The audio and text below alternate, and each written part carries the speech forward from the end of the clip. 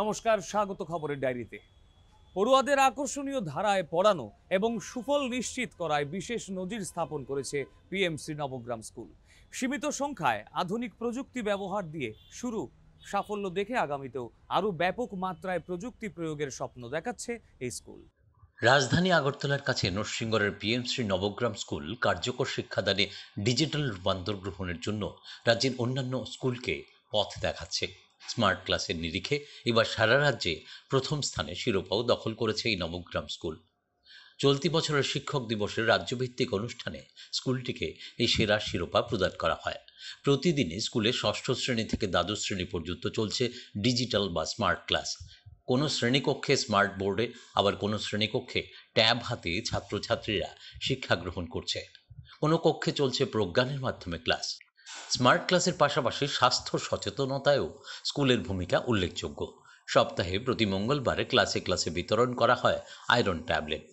এছাড়া স্বাস্থ্য দপ্তরের ক্যালেন্ডার মেনে ছাত্রছাত্রীদের ক্রিমির ট্যাবলেটও খাওয়ানো হয় বলে জানান সহকারী প্রধান শিক্ষিকা। আর স্মার্ট ক্লাসের ফলে ছাত্রছাত্রীরা দারুণভাবে উপকৃত হচ্ছে বলে জানালেন একাধিক পড়ুয়া। তো বিগত এক বছর ধরে আমরা ট্যাবের ভেতর ক্লাস করছি। তো এখানে ক্লাসগুলি করতে আমাদের অনেক ভালো লাগে। আমরা ট্যাবের ভেতর ক্লাস করতে অনেকই ইচ্ছুক। এখানে যতদিন ধরে ট্যাবের ভেতর ক্লাসের পরিমাণ বাড়ছে, স্টুডেন্টের অ্যাটেন্ডেন্সও অনেক বেড়ে গেছে। সবাই এখানে বসে ট্যাবের ভেতর ক্লাস করতে অনেক মজা পায়। আর যে আমরা পাঠ্যপুস্তক যখন দেখে দেখে পড়ি, অনেকের হয়তো মনে থাকে না, আমারও কিছু কিছু মনে থাকে না, কিন্তু যখন আমি এটাতে ক্লাস করি আমার অনেকটাই মনে থাকে। স্ক্রিনে আমরা যা দেখে পড়ি তা আমাদের ব্রেনে আমার মধ্যে সেট হয়ে যায়, আর এগুলি পড়তে আমার অনেক সহজ হয়ে যায়। এই স্মার্ট ক্লাসের জন্য আমাদের অনেক উপকার হচ্ছে। আমরা অনেক বুঝতে পারছি। স্মার্ট ক্লাসের পাশে যে ছবিগুলো দেখতে আমাদের একটু সুবিধা হয়, বুঝতে সুবিধা হয়। তার পাশাপাশি স্যার যা বোঝাচ্ছেন, আমরা ছবিগুলো দেখে যা বুঝছি তা আমাদের অনেক উপকার হয়, এবং কি আমরা লিখতেও খুব উপযোগী হয়। যদি আমরা কিছু বলে যাই, ওই স্মার্ট ক্লাসে যে পিকচারগুলি দেখে আমাদের বোঝানো হচ্ছে ওইগুলো দেখে আমার মনে থাকে, কনসেপ্টটা ক্লিয়ার থাকে, তাহলে যে হয় আমরা লিখতে পারি, রেজাল্ট খুব ভালো হয়। তার পাশাপাশি স্মার্ট ক্লাসের জন্য আমরা খুব ভালো রেজাল্ট করতে পারি। স্যার খুব ভালোভাবে বোঝায় স্মার্ট ক্লাসে, এবং আমরা লিখতেও পারি, খুব ভালো করতে পারি, রেজাল্টও খুব ভালো হয়। যখন স্যার আমাদের ক্লাস করায় স্মার্ট বোর্ডে, তখন আমরা সহজভাবে বুঝতে পারি, এবং স্যারে আমাদেরকে কাইন্ড ইজি ওয়েতে বোঝা through the smart board. Sir আমাদেরকে যখন বোঝায়, তখন আমাদের যে কোনো কোশ্চেন থাকে, তো আমরা স্যারেদের ব্ল্যাকবোর্ডের যেই টপিকটা থাকে, টপিকটা দেখে সেটা আমরা স্যারের জিগাইতাম পারি কোশ্চেনটা। ন্যাশনাল এডুকেশন পলিসি 2020তেও শিক্ষায় তথ্য ও যোগাযোগ প্রযুক্তির ভূমিকার উপর জোর দেওয়া হয়েছে বিশেষভাবে। এই নীতিতে শিক্ষা ব্যবস্থায় আইসিটি সংহত করার জন্য বেশ কিছু উদ্যোগও অন্তর্ভুক্ত হয়েছে, যার মধ্যে রয়েছে ডিজিটাল পরিকাঠামো, জ্ঞান শেয়ারিং প্ল্যাটফর্মের জন্য স্মার্ট ক্লাস ইত্যাদি। পিএমসি নবগ্রাম স্কুল এই ডিজিটাল পরিকাঠামো প্রয়োগ করে স্মার্ট ক্লাসের নিরিখেই এবার সারা রাজ্যে প্রথম স্থানের শিরোপা দখল করেছে। অডিও ভিজুয়াল এবং অ্যানিমেশন ভিত্তিক শিক্ষার পদ্ধতি ব্যবহার করে এই স্কুলে বছরে 473টি স্মার্ট ক্লাস পরিচালিত হয়েছে। স্মার্ট ক্লাসের ফলে ছাত্রছাত্রীদের ফলাফলও ভালো হচ্ছে বলে জানান শিক্ষক শিক্ষিকারা। সেই 6টা কম্পোনেন্টের উপর আলাদা আলাদা স্মার্ট ক্লাস রেজিস্টার। তো সেই স্মার্ট ক্লাস রেজিস্টারের তথ্য অনুযায়ী, সংখ্যা অনুযায়ী আমরা 2023-24-এ আমরা 473টা ক্লাস করেছি। সেটার নিরিখেই খুব সম্ভবত রাজ্য সরকার আমাদের এই পুরস্কার দেওয়ার কথা ভেবেছেন। আমরা অসংখ্য ধন্যবাদ জানাই। এবং বাচ্চারা বললে বিশ্বাস করবেন, স্মার্ট ক্লাস শুরু হওয়ার পর প্রতি বছর আমাদের 20 to 25% আমাদের ভর্তির সংখ্যা বেড়েছে, এনরোলমেন্ট। আমাদের স্কুল থেকে গত 2 বছর 2023-24 এই 2 বছর আমাদের স্কুল থেকে ত্রিপুরা বোর্ডে স্ট্যান্ড করেছে, এবং মাধ্যমিকে পাশের সংখ্যা 100%, 12-এও এবছর পাস করেছে 100%, গত বছর করেছিল 98%। তো তাদের কাছে আমরা যখন কাউন্সিলিং করতে যাই, তারা সেটা অকপটে স্বীকার করেছে যে এই স্মার্ট ক্লাস মাধ্যমে তারা যে ক্লাসগুলো করছে, তারপর তাদের বাড়ি থেকে খুব একটা বেশি পড়াশোনা করতে হচ্ছে না। এবং এখানে জানেন, এখানে প্রাইভেট টিউশনের একটা নির্ভরশীলতা আছে, এবং গত 3-4 বছরে স্মার্ট ক্লাস শুরু হওয়ার পর তাদের এই প্রাইভেট টিউশনের উপর যে ডিপেন্ডেন্সি বা নির্ভরশীলতা, সেটা একদম কমে গেছে, নীলের কোটায় চলে এসছে। এবং তারা স্বীকার করেছে যে তারা এই স্মার্ট ক্লাসগুলো থেকে যে পাওয়ার পয়েন্ট স্লাইড, সেগুলো থেকেই তারা নোট বানাচ্ছে। তো সেখানে আমি ট্যাবটাকে ইউজ করে আমি প্রতিনিয়ত বিগত 1 বছর ধরে প্রত্যেকটা ক্লাস করাচ্ছি। স্টুডেন্টদের সুবিধা হচ্ছে তো তারা প্রতিনিয়ত বই নিয়ে পড়ছে, এত বছর যাবত বইটাকে দেখে দেখে পড়ছে, একটা ওদের মধ্যে একটা এক্সাইটমেন্ট আছে যেটা নাকি ট্যাবটাকে দেখে দেখে পড়ছে বা আমরা পড়াচ্ছি, একটা ওদের মধ্যে একটা উৎসাহ তৈরি হচ্ছে যে আমরা ট্যাব নিয়ে পড়ছি, আমরা ডিজিটাল ক্লাস পাচ্ছি প্রতিনিয়ত। আর কি হয়, যেটা আমরা মুখস্থ বিদ্যায় যেটা করতে পারি না সেটা কিন্তু ভিজুয়ালাইজটা আমরা বেশি করতে পারি, যেটা দেখে আমরা বেশি মনে রাখতে পারি সেটা কিন্তু আমরা বই দেখে মুখস্থ করে ততটা পারি না। তো যে তাতেও তো কিন্তু তারা উপকৃত হচ্ছে যে আমরা দেখে ওই কন্টেন্টটাকে আমরা মুখস্থ করতে পারছি বা সেই বিষয়বস্তুটাকে আমরা মনে রাখতে পারছি। ইংরেজি শিক্ষক নীলয় সরকার শিক্ষার্থীদের অতি সহজে বিষয় বোঝানোর জন্য স্কুলে প্রথম প্রযুক্তি ব্যবহার করে পাঠদান শুরু করেন। আগামী দিনে প্রাথমিক শাখায়ও স্মার্ট ক্লাস চালু করার পরিকল্পনা রয়েছে বলে জানান প্রধান শিক্ষিকা কল্পনা দেববর্মা। আমাদের স্কুল অ্যাকচুয়ালি আমরা বছরের শুরু থেকে আমরা বিগত 2-3 বছর ধরেই আমরা আমাদের স্মার্ট ক্লাসটা আমরা চালাচ্ছি। প্রথমে আমাদের স্মার্ট বোর্ড ছিল না। আমাদের একজন মাস্টারমশাই আছেন নীলয় সরকার, পিজিটি, উনি ইংলিশ নেন। উনি ওনার পার্সোনাল ল্যাপটপে চেয়ারে টেবিলের উপরে উঠে উনি ক্লাসটা নিতেন। এইভাবে বাচ্চারাও খুব ইন্টারেস্টেড এই ব্যাপারটা নিয়ে। তারপরেই আমাদের একটা সুযোগ এসছে, এগ্রিকালচারের একটা স্মার্ট বোর্ড এসছে প্রজেক্টরের মাধ্যমে। যখন এসছে আমরা ওইটার সাথে সাথে কাজে লাগালাম। তারপরে তো শুরু হলো স্মার্ট, গত বছর দিয়েছে ডিপার্টমেন্ট। এরপরে এখন অ্যাভেলেবেল বলা যায়, অটো টিঙ্কারিং থেকেও আছে। তো এইভাবে আমাদের ক্লাস প্রত্যেক দিন হয়, রুটিন হয় ক্লাস ওয়াইজ। যেমন বিশেষ করে 11-12 আপনার ইংরেজি ছাড়াও বাংলা হয়, ফিজিক্স, কেমিস্ট্রি, বায়োলজি এগুলি হয়, আর 9-10-এরও হয়। এইভাবে স্মার্ট ক্লাসটা হচ্ছে। তো স্মার্ট ক্লাসটা বাচ্চারাও খুব ইন্টারেস্টেড এবং এফেক্টিভ ক্লাস, যার কারণে আমরা রুটিন ওয়াইজ যেটাই হয় আমরা কোনোদিন এটা মিস করি না। যার কারণে আমরা সবসময় চেষ্টা করেছি বাচ্চাদের ক্লাস যেন স্মার্ট বোর্ডের মাধ্যমে ওরা যেহেতু ইন্টারেস্টেড এটা এফেক্টিভলি ওরা পায়, সেটাই আমরা চেষ্টা করেছি। এবং সেটাই এবার ডিপার্টমেন্ট যেহেতু আমাদের সুযোগ দিয়েছে এটা নিয়ে দেওয়ার জন্য, তো আমরা এটা সুযোগ নিলাম, সাবমিট করলাম, ওনারা বেস্ট হিসেবে সিলেক্ট করেছে।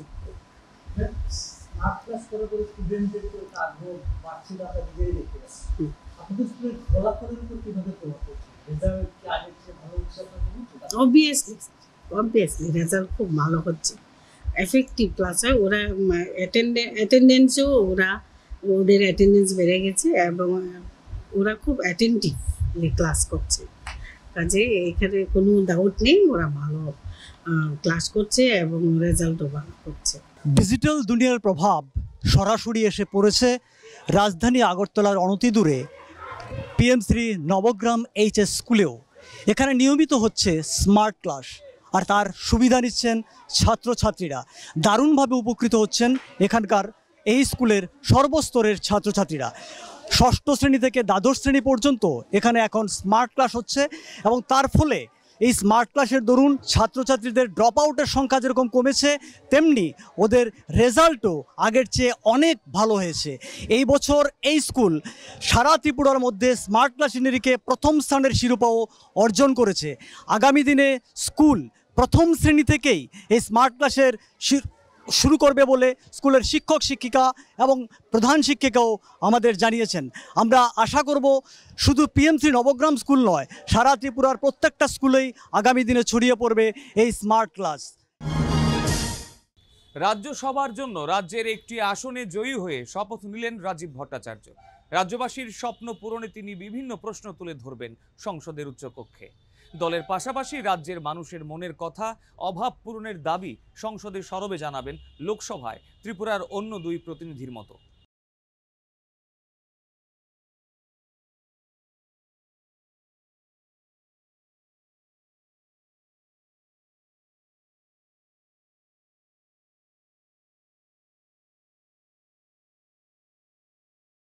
আমি শ্রী রাজীব ভট্টাচার্য রাজ্যসভায় সাংসদ নির্বাচিত হইয়া ঈশ্বরের নামে শপথ করিতেছি যে বিধি দ্বারা স্থাপিত ভারতের সংবিধানের প্রতি আমি অকৃত্রিম নিষ্ঠা ও আনুগত্য পোষণ করিব। আমি ভারতের সার্বভৌমত্ব ও অখণ্ডতাকে রক্ষা করিব এবং যে কর্তব্যভার আমি গ্রহণ করিতে উদ্যত হইয়াছি তাহা নিষ্ঠাপূর্বক নির্বাহ করিব। সারা দেশে জনজাতি অংশের মানুষকে বিশেষ সুবিধার মাধ্যমে মূল স্রোতের স্বাভাবিক উন্নয়ন কর্মযজ্ঞের সমহারে অংশীদার করতে পিএম জনমন কর্মসূচি জোর কদমে সক্রিয়। রাজ্যেও এর সুফল জনজাতি অংশকে তুলে দিতে ব্যাপক কর্মযজ্ঞ চলছে। সমস্ত জেলাতেই ঘরের কাছে নানা পরিষেবা পেয়ে স্বাভাবিকভাবেই খুশি জনজাতি অংশের মানুষ।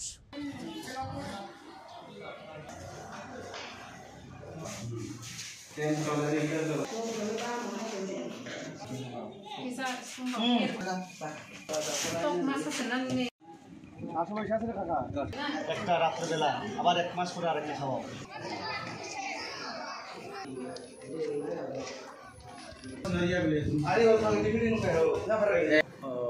পার্টিকুলারলি ভার্নারেবল ট্রাইবাল গ্রুপ বা পিবিটিজি, যেটা আমাদের রিয়াং জনজাতি গোষ্ঠী রয়েছে, আমাদের কুমারঘাট ব্লকে 21টা হ্যাবিটেশন রয়েছে। তো এই রিয়াং জনগোষ্ঠীর মধ্যে সোশিও ইকোনমিক কন্ডিশন আপলিফমেন্ট করার জন্য সমস্ত বেসিক সার্ভিসটা পৌঁছে দেওয়ার জন্য যে সিচুয়েশন ক্যাম্প গত 2 তারিখ থেকে আমাদের কুমারঘাট আরডি ব্লকে শুরু হয়েছিল এবং এখন পর্যন্ত 9টা ক্যাম্প সম্পূর্ণ হয়েছে। এর মধ্যে 2744 জন পিবিটিজি বেনিফিশিয়ারি বেনিফিট নিয়েছেন। তাইলে এখন আমরা এখানে আসলো এসটি পিআরসিটি করবার লাগিয়া রিয়াং সুবিধা দিছে, এটা লাগে ভারত সরকারে ধন্যবাদ জানাইতাছে। তো जों रो मा फैमखि रो आदार आपति रो अंखे एसटी पिआरसी आपति माखि मारो सरकारि जोंनो साइजरि मोनबो बेथा गाहाम खिनो मातोङा। সড়ক নিরাপত্তা নিশ্চিত করা নিঃসন্দেহে এক বিশাল চ্যালেঞ্জ। বিশেষ করে এই বিষয়ে সচেতনতা নিয়ে মানুষের উদাসীনতা আরক্ষা বাহিনী ট্রাফিক নিয়ন্ত্রণ বিভাগের কাজকে আরও কঠিন করে দেয়। তাই বিশেষ উদ্যোগ নিয়ে সচেতনতার বার্তা দিতে এবং হেলমেটের ব্যবহার বাড়াতে আয়োজিত হয় কর্মসূচি। এতে উপস্থিত ছিলেন পরিবহন মন্ত্রী তো বটেই, খোদ মুখ্যমন্ত্রীও। সড়ক সুরক্ষা উপলক্ষে আজ রাজধানীর বিবেকানন্দ ময়দানে বেশ কিছু কর্মসূচির আয়োজন করা হয়। রাজ্য সরকারের পরিবহন দপ্তরের পক্ষ থেকে এই কর্মসূচি উপস্থিত ছিলেন মুখ্যমন্ত্রী ডাক্তার মানিক সাহা, পরিবহন মন্ত্রী সুশান্ত চৌধুরী, মেয়র তথা বিধায়ক দীপক মজুমদার, রাজ্য পুলিশের মহানির্দেশক অমিতাভ রঞ্জন সহ পরিবহন দপ্তর এবং আরক্ষা প্রশাসনের উচ্চপদস্থ আধিকারিকরা। প্রদীপ প্রজ্বলনের মধ্য দিয়ে এদিন কর্মসূচিগুলির সূচনা হয়। 2,40,00,000 টাকা ব্যয়ে সড়ক সুরক্ষা সংক্রান্ত 16টি গাড়ির সূচনা করেন মুখ্যমন্ত্রী এবং পরিবহন মন্ত্রী সহ অন্যান্য আধিকারিকরা। এই 16টি গাড়ির মধ্যে 8টি ইন্টারসেপ্টর এবং 8টি হলো এনফোর্সমেন্ট ভেহিকেল। এছাড়া এদিন সাংবাদিকদের মধ্যেও হেলমেট বিতরণ করা হয়। অনুষ্ঠানে ভাষণ দিতে গিয়ে পরিবহন মন্ত্রী দুর্ঘটনা রোধে যান চালকদের আরও সতর্কতা অবলম্বনের কথা বলেন। রাস্তাঘাটের সংখ্যা বৃদ্ধি পেয়েছে, যানবাহনের সংখ্যা সেখানে 7 লক্ষর প্রায় 8 লক্ষের কাছে, তার মধ্যে 5 লক্ষের উপর রয়েছে আমাদের শুধু 2 হুইলার মোটর বাইক। এই যে মোটর বাইকের সেই অ্যাক্সিডেন্টটা আমরা দেখি বেশি হচ্ছে এবং তার মধ্যে মৃত্যুবরণের সংখ্যাটা বেশি হচ্ছে। কারণ কি? অ্যাওয়ারনেসের অভাব, সচেতনতার অভাব। হেলমেট পরবো না, অনেক সময় মদমত্ত অবস্থায় সেখানে গাড়ি চালানো হচ্ছে, বাইক চালানো হচ্ছে, কিন্তু যে চলে যায় সে চলে যায়, কিন্তু তারপরে চলে যাওয়ার পর ওই পরিবারটার যে কি অবস্থা হয়ে যায় সেটা সেই পরিবারটাই বুঝতে পারে। তাই আমাদের পরিবহন দপ্তরের তরফ থেকে সচেতনতা বৃদ্ধি করা এবং আধুনিক প্রযুক্তির মাধ্যমে যাতে অ্যাক্সিডেন্টের সংখ্যা আমরা কমাতে পারি তার জন্য আজকের এই পদক্ষেপ আমরা গ্রহণ করেছি। 2,40,00,000 টাকা ব্যয়ে এই গাড়িগুলো আমরা প্রদান করছি।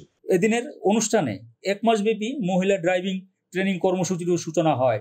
এছাড়া সড়ক সুরক্ষা সংক্রান্ত সচেতনতামূলক বুকলেটেরও আবরণ উন্মোচন করেন অতিথিরা।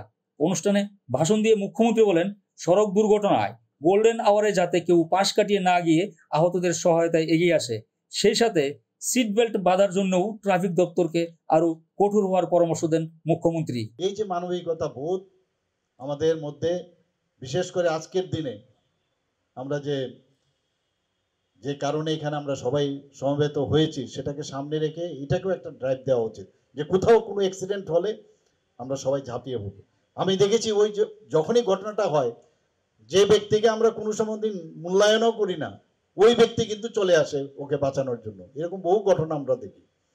কিন্তু অনেক লোক আছে আমরা জানি যে পাশ কাটিয়ে চলে যায়। এটা যেন না হয়, অন্ততকে যাই কি হচ্ছে দেখি, গোল্ডেন আওয়ারে যাতে সে ঠিকভাবে পৌঁছায় ওখানে।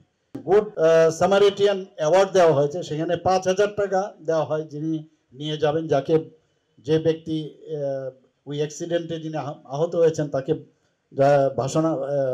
বাঁচানোর জন্য যে কাজটা করবেন তাকে 5,000 টাকা তাকে দেওয়ার ব্যবস্থা করা হয়। অ্যাক্সিডেন্ট যে কোনো সময় হতে পারে, আরেকজন যে অন্য সাইড থেকে আসছে সে হয়তো সেই রুলসটা মানছে না। তো নিজেকে সতর্কতার সাথে যদি আমরা গাড়িটা চালাই, অনেক সময় সেটাকে অ্যাভয়েড করা যায়। যেটা ট্রাফিকের যে নিয়ম কানুন সেটাকে মেনে চলা। পরিবহন দপ্তরের কর্মচারীরা তাদের একদিনের বেতন 1,73,350 টাকা বন্যা দুর্গতদের সহায়তায় মুখ্যমন্ত্রীর ত্রাণ তহবিলে দান করেন। রাজ্যে ত্রিস্তর পঞ্চায়েত নির্বাচন হয়ে গেলেও নানা কারণে শপথ গ্রহণের ব্যাপারটা পিছিয়ে যাচ্ছিল। অবশেষে এই পর্ব সম্পাদনের কাজ শুরু হলো। আর পশ্চিম ত্রিপুরা জেলা পরিষদের নবনির্বাচিতদের শপথ নেওয়ার পর্বে স্বাভাবিকভাবেই সাক্ষী থাকলেন মুখ্যমন্ত্রী।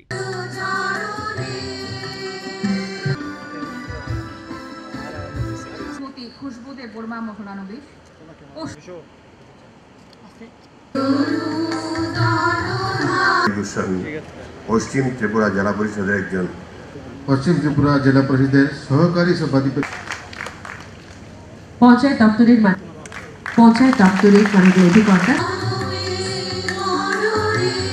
আমাদের কেন্দ্রীয় সরকারি হোক রাজ্য সরকারি হোক, যে কোনো প্রকল্প তার রূপায়ণ করার প্রশ্ন দাঁড়ায়, সেটা কিন্তু আলটিমেটলি গিয়ে দাঁড়ায় ত্রিস্তরীয় পঞ্চায়েত।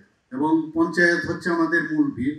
মাননীয় প্রধানমন্ত্রী নরেন্দ্র মোদীজি বারবার এই বিষয়টার উপর সবসময় জোর দেন, এবং যারা এখানে ওত নিয়েছেন, ওতের প্রতিটি শব্দ তাদের মনে যেন সবসময় থাকে, এবং সেটাকে যেন মানে ইমপ্লিমেন্টেশনের ক্ষেত্রে আমরা দেখব যে সেটা যেন হয়। মানুষ যখন আমাদের সুযোগ দিয়েছে, সেই সুযোগের সব ব্যবহার করা উচিত। এবং আগামী দিন এই পশ্চিম ত্রিপুরা জেলা পরিষদের যারা নবনির্বাচিত সদস্য, সভাধিপতি এবং সহকারী সভাপতিদের, তারা আমি বলবো যে ভালোভাবে কাজ করুক এবং মানুষের জন্য কাজ করুক।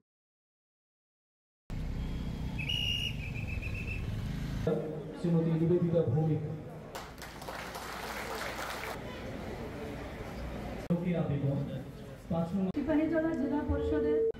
সিপাহীজলা জেলা পরিষদের একজন সদস্য নির্বাচিত। গ্রামাঞ্চলের 75 ভাগ আমরা সবাই জানি, ভারতবর্ষের 75 ভাগেই মানুষ গ্রামাঞ্চলে থাকে। তো এই পঞ্চায়েত লেভেল যদি শক্তিশালী হয় তাহলে আমাদের রাজ্য উন্নতি হবে। এর মধ্যে আর কোনো কোনো দ্বিধাগ্রস্ত হওয়ার কোনো কারণ নেই।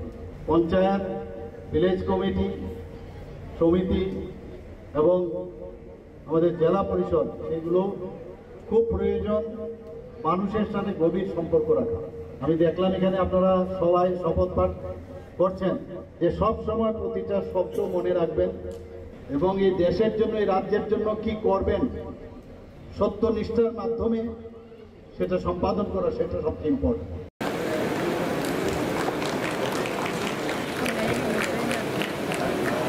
শ্রী দীপক দত্ত, আমি সাউথ ত্রিপুরা দেবনাথ, সাউথ ত্রিপুরা জেলা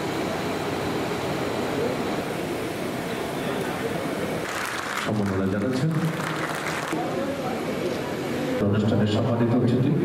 পরিকল্পনা বা যে ধরনের বেনিফিশিয়ারি স্কিমগুলো হয় সেটা যেন অন্তিম ব্যক্তি পর্যন্ত পৌঁছায়, সেইগুলো এই ত্রিস্তরীয় পঞ্চায়েতের মাধ্যমেই সেটা একদম অন্তিম ব্যক্তি পর্যন্ত পৌঁছানোর দায়িত্ব আমাদের সবার। মাননীয় প্রধানমন্ত্রীজি যেভাবে আমাদের দেশকে উনি চালাচ্ছেন, ট্রান্সপারেন্সির মাধ্যমে উনি দেশকে চালাচ্ছেন, আমরাও উনার যেভাবে আমাদের পথ উনি আমাদের দেখিয়েছেন সেই দিশায় আমাদের ত্রিপুরা সরকারও সেইভাবে আমরা কাজ করছি। এই সরকারেরও দায়িত্ব যে আমাদের প্রতিটি জায়গায় আমরা যেন স্বচ্ছতার সাথে আমরা কাজ করি।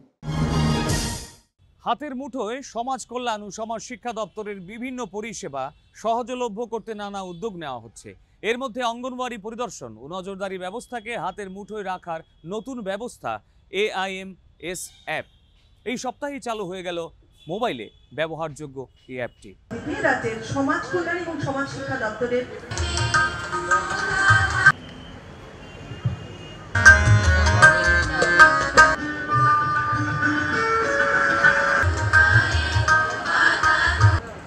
কথাটা মাথায় রেখেই সমাজ কল্যাণ সমাজ শিক্ষা দপ্তরের অধিক সমাজ কল্যাণ সমাজ শিক্ষা দপ্তরের মন্ত্রী মহোদয় তার হাতে তুলে দিচ্ছেন। ধন্যবাদ। যে অঙ্গনওয়াড়ি সেন্টার রয়েছে 100% অঙ্গনওয়াড়ি সেন্টারকে আপগ্রেড করা, একদম সবগুলো অঙ্গনওয়াড়ি সেন্টারে ইলেকট্রিসিটির ব্যবস্থা থাকবে, সবগুলো অঙ্গনওয়াড়ি সেন্টারে জলের ব্যবস্থা থাকবে, সবগুলো অঙ্গনওয়াড়ি সেন্টারে শৌচালয়ের ব্যবস্থা থাকবে, সবগুলো অঙ্গনওয়াড়ি সেন্টারে কিচেন গার্ডেন থাকবে, সবগুলো অঙ্গনওয়াড়ি সেন্টারে প্লে সেন্টার থাকবে। এই ধরনের একটা সামগ্রিক একটা সেন্টার শিশুদের জন্য আমরা উন্নয়ন করার পরিকল্পনা রয়েছে। আমরা খুব শীঘ্রই সেটা করতে পারবো। আমরা করতে শুরু করেছি, অনেকগুলো ইতিমধ্যে আমরা করে নিয়েছি।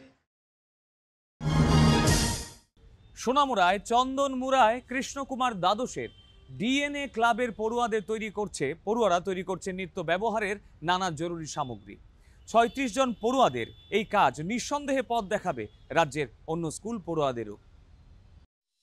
কেউ বানিয়েছে মশার কয়েল, সাবান, আবার কেউ বানিয়েছে মশা নিরোধক লিকুইড, কেউ বানিয়েছে চক, ধূপকাঠি, কেউ বানিয়েছে পরিত্যক্ত জিনিসপত্র দিয়ে কাপ, প্লেট, পুতুলের মতো নানা সামগ্রী। তারা কোনো কোম্পানির কর্মী নন, সবাই পড়ুয়া। সোনামুড়া মহকুমার চন্দনমুড়া কৃষ্ণকুমার দ্বাদশ শ্রেণী বিদ্যালয়ের ছাত্রছাত্রী।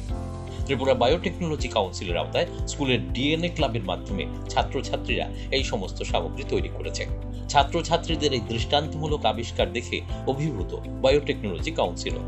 স্কুলের 11 জন ছাত্রছাত্রী তাদের সৃষ্টি কর্মযজ্ঞ নিয়ে সম্প্রতি রাজধানীতে কাউন্সিলের প্রধান কার্যালয়েও সফর করে গেছে। কাউন্সিলের এক আধিকারিক জানান, ছাত্রছাত্রীদের তৈরি সব সামগ্রী পরিবেশ বান্ধব এবং স্বাস্থ্যসম্মত। ত্রিপুরা বায়োটেকনোলজি কাউন্সিল এখন পর্যন্ত রাজ্যে 122টি DNA ক্লাব স্থাপন করেছে, 122টি স্কুলে DNA ক্লাব স্থাপন করেছে। 2024-25 অর্থবর্ষে আরও 50টি স্কুলে DNA ক্লাব স্থাপন করবে। এইগুলো তৈরি করতে ম্যানুফ্যাকচারিং কস্ট খুবই কম, বেশি প্রয়োজন হয় না, যেহেতু এগুলো সবগুলো প্রাকৃতিক জিনিস থেকেই তৈরি করা হয়। চন্দনমুড়া কৃষ্ণকুমার দ্বাদশ শ্রেণী বিদ্যালয়ের DNA ক্লাব এবার 3য় বছরে পদার্পণ করল।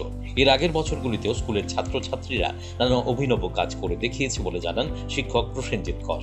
আর এবার ঘরে বসেই দৈনন্দিন ব্যবহৃত নানা সামগ্রী তৈরি করেছে বলে জানালো ছাত্রছাত্রীরা মিলে আমরা ন্যাচারাল হার্বাল মসকিউটো লিকুইড তৈরি করেছি। ঘরে সহজে অল্প উপকরণে অল্প সহজ মাধ্যমে এটাকে বানানো যায়, তাতে টাকা কম খরচ হবে এবং আমাদের সুরক্ষা হবে, আমরা কোনো ক্ষতিগ্রস্ত হব না। আমরা কিছু ছাত্রছাত্রী মিলে একটি সাবান তৈরি করেছি, যে সাবান ন্যাচারাল জিনিস দিয়ে তৈরি হয়, এর সাবান থেকে কোনো সাইড এফেক্ট হয় না। তো আমরা এই বছর 3rd ইয়ারে পদার্পণ করলাম। DNA ক্লাবের মেন উদ্দেশ্য হচ্ছে বিদ্যালয়ে পড়াশোনার পাশাপাশি কারিকুলাম অ্যাক্টিভিটিস করা। তো আমাদের 1st ইয়ারে যে কারিকুলাম অ্যাক্টিভিটিস ছিল সেগুলোর মধ্যে মেনলি যে ছিল তা হচ্ছে ব্লাড গ্রুপ আইডেন্টিফিকেশন। স্কুলের ভিতরেও মাশরুম কাল্টিভেশনটা হচ্ছে, তারপর বাটারফ্লাই গার্ডেন হলো, মেডিসিনাল প্ল্যান্ট গার্ডেন হলো। 2nd ইয়ারে আমাদের একটা অ্যাক্টিভিটিস ছিল স্পেরো নেস্ট। তো আমরা হ্যান্ডমেড কিছু স্পেরো নেস্ট বানিয়েছি, মোর দেন 300। আশ্চর্যের বিষয় হলো যে কিছুদিন পরেই দেখতে পেলাম যে প্রত্যেকটা স্পেরো নেস্টের মধ্যেই স্পেরো নেস্টগুলো অকুপাইড হয়ে গেছে স্পেরোস দিয়ে। পড়াশোনার পাশাপাশি বৃত্তিমূলক কাজকর্মেও এগিয়ে আসছে রাজ্যের বিভিন্ন স্কুলের DNA ক্লাবের সদস্যরা। আগামী দিনে এই ছাত্রছাত্রীরা অন্যদেরও পথ দেখাবে, এটা বলাই বাহুল্য। রাজ্যপাল ইন্দ্রসেনা রেড্ডি নিজের আওতাধীন রাজ্যকে এবং এর বাসিন্দাদের কাছে অনেক সময় বেশ সহজভাবেই ধরা দেন, পরিদর্শন করেন অনেক অনন্য প্রকল্প। মাটির কাছে যাওয়ার সুবিধার সুফল অনেকের কাছেই সহজলভ্য হয় অবলীলায়। এইভাবেই তিনি ছিলেন ধলাই জেলার বিভিন্ন স্থান সফরে।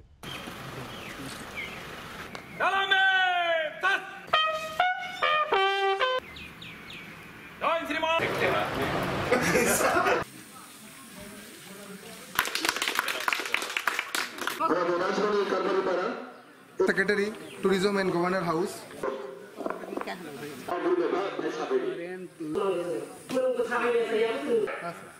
और सबको जो पिछड़े गांव हैं, पिछड़े ब्लॉक है, वैसे ही पिछड़े डिस्ट्रिक्ट है, उन लोगों को ऊपर लाने के लिए सबके वैसे आपको भी सब सुविधा दे, उसी कार्यक्रम में एस्पिरेशनल डिस्ट्रिक्ट, एस्पिरेशनल ब्लॉक्स ये काम लेके पूरे त्रिपुरा में जितना बैकवर्ड है ये दलाई डिस्ट्रिक्ट, और दलाई डिस्ट्रिक्ट में सब लोगों को आगे लेके जाने के लिए आपको जो जो बेसिक एम्यूनिटीज है वो सब करने के लिए इधर आए हैं।